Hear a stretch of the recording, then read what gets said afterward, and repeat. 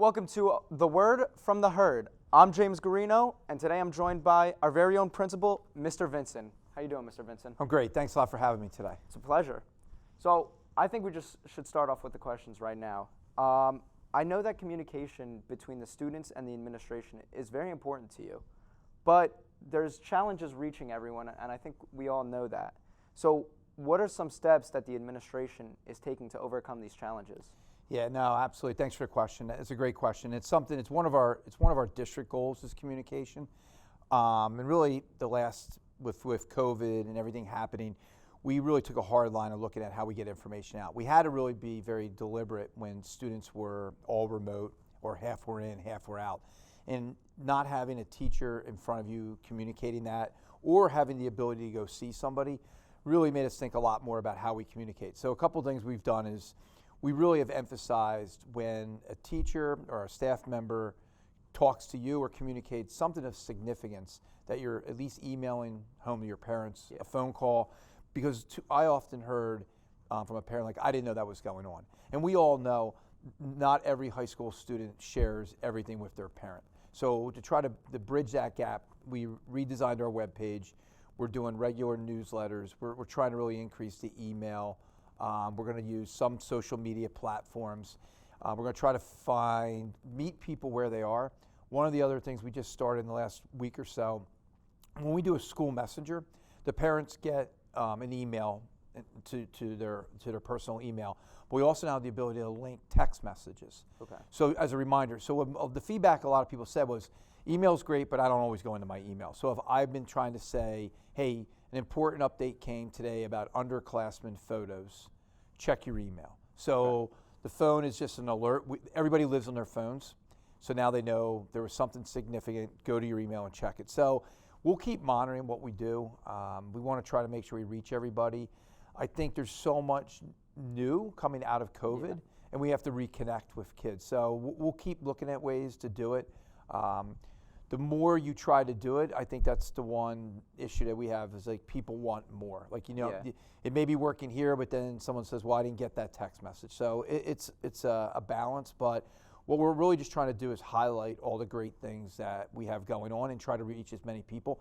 I think the RAM report and the word from the herd is significant also.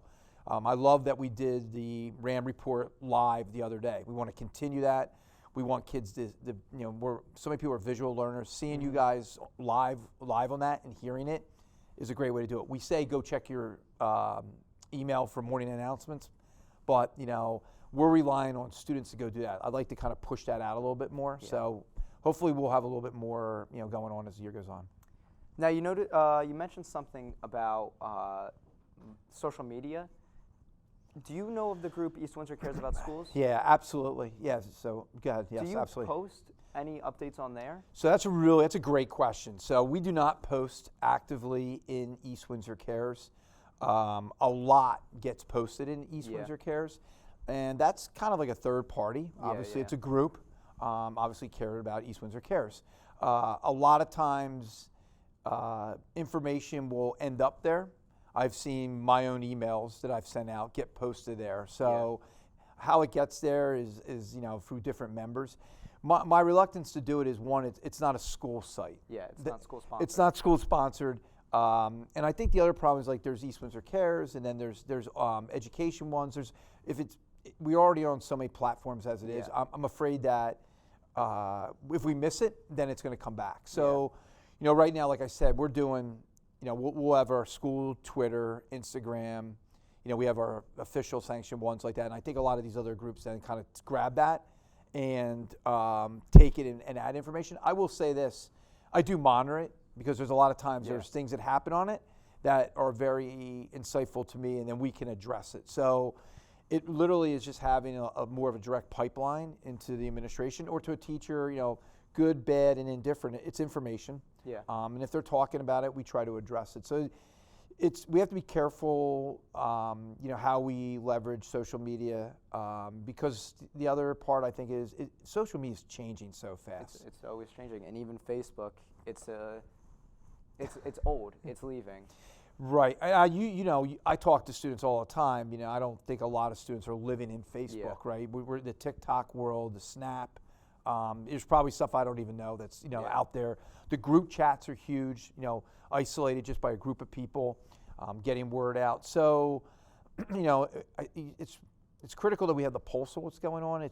I'm having it's a challenge to make sure we manage it. But I think the good thing is, if we can get our message on a consistent basis, it's gonna filter out to all those other venues.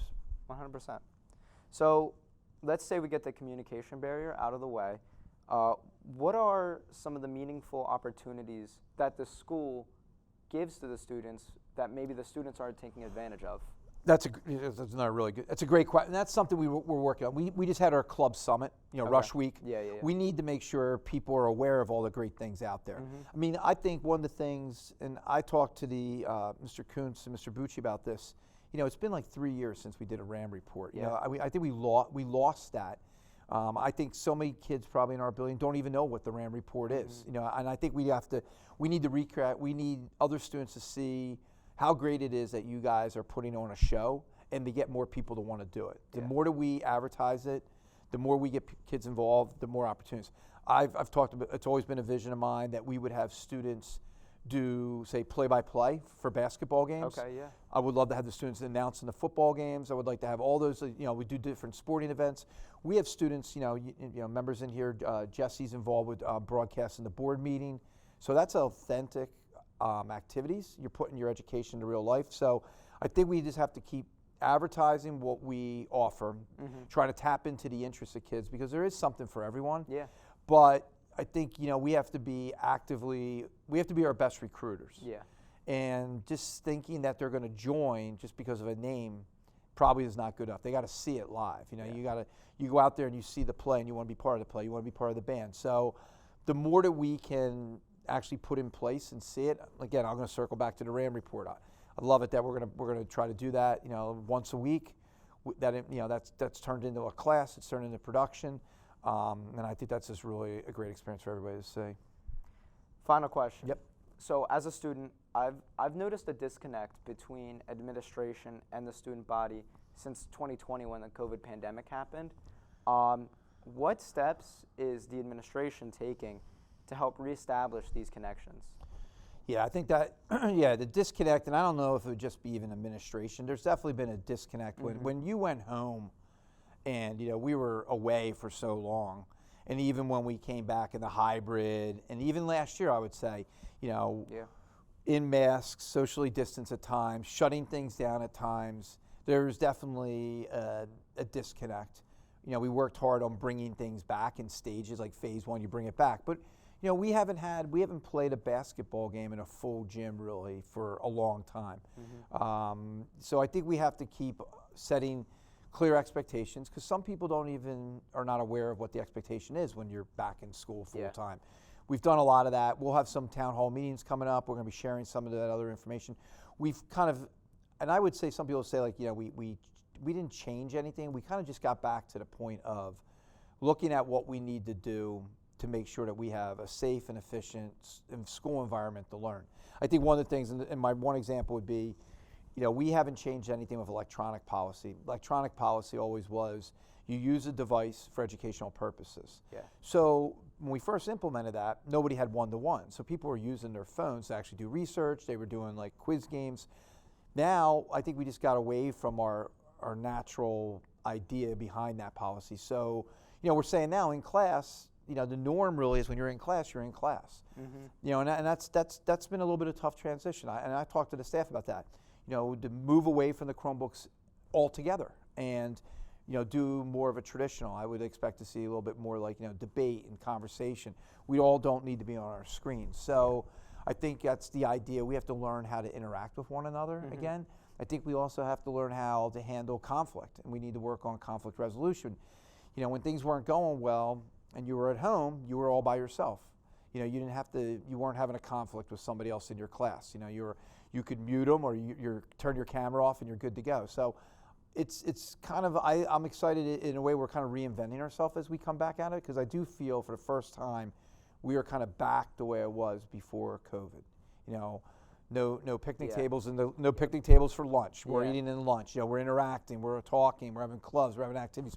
We're sitting here having an interview within 6 feet of each other. Yeah. So I think we need to do more of those authentic things to kind of reconnect, like that relationship part, because we've been away for so long. This year is the year that is felt most normal to me. Even before the 2019 year that I had, Okay. this year has felt a little more normal. Well, that makes me happy yeah. that it feels more normal. Yeah. And I think there's some growing pains, obviously. We're no different than any other school. I meet like every other week with other principals, high school principals, and for the most part, every principal kind of talks about the same growing pains. Having some kids who were never really in a high school environment. They were home for 2 years or transitioning back. I'm glad that it feels more normal, and I think it's only going to get better. I mean, I think our student body is amazing. They respond to when we ask, and I always say, like, we're like a microcosm of society. We're over 1,600 kids. We're all living together. Yeah. And we're going to get over it. We're going to get through it all together. So I'm optimistic. I'm positive about things we have planned for the rest of the year. I think everybody's highly motivated. So I'm excited. One final question. It's a follow-up. How can administration or even the whole school be more inclusive of groups of people who aren't the most widely known? So, like, the people that fall under the radar. Sure. How is there any way that you think that the entire school could be more inclusive? Yeah, I think we are truly a diverse school. Some people say, the school's really diverse, and when you look at it, just because you have a lot of one group of being diverse, we have a really good range of people that are diverse, and I think that's what makes us really unique. We have students of all different, social economics, ethnicity, religions, race. And at times I see people kind of staying in their silo, right, where they're comfortable. We have to kind of try to keep working on bringing different groups together. I think that's where clubs and activities are significant, because we try to bring the RAM report together. It's open to all types of students. There's somebody in here who is, say, the top 2%, and maybe somebody who's struggling. There's a place for you. You just have to find your niche. It goes back to what we were talking about before, just knowing our offerings and trying to have opportunities and making sure everybody feels that they can do that, and it's not just for, say, an upperclassman. Yeah. The other part of it is, and it's something we talk to the staff all the time. I've talked to you guys, the students, about you need to have an advocate, somebody in your corner you can go to. But also I encourage the teachers to see something in a student that may say, hey, you know what? You like to debate. Like in class, every day in class, you have really good ideas. Why don't you do the debate team? Are you on the debate team? Before COVID, we did a survey once, and one of the things it said, like 85% of kids said, if somebody would have said, why don't you do this, I would do it. Too often we let kids just sit there, and we don't give them that little push. Yeah. I want to see more students, involved in the RAND report. I want to see more students involved in, the fall drama, the musical, sports. I think we're starting to see some good numbers coming out of this. Our numbers in some of these clubs and activities are up. So I think people want to do something. And I've always said it too, like, you need a balance. Schoolwork's really important, but those things outside of the classroom are just as important.